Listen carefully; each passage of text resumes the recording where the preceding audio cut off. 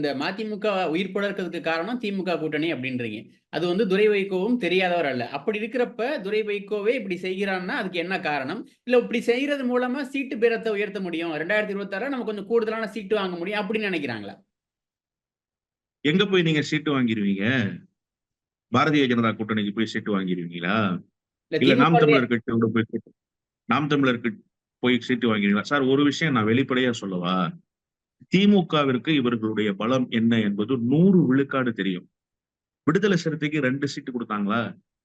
இந்திய கம்யூனிஸ்டுக்கு 2, மார்க்சிஸ்ட் கம்யூனிஸ்டுக்கு 2. உங்கள எந்த இடத்துல வச்சிருக்காங்க? கொங்கு நாடு தேசிய மக்கள் கட்சிக்கும், முஸ்லீம் லீக்குக்கும் இணையான இடம் தான் உங்களுக்கு தரப்பட்டிருக்கு. அவ்வளவுதான் உங்களுடைய இடம். இப்ப தெளிவா இருக்காங்களா திமுக?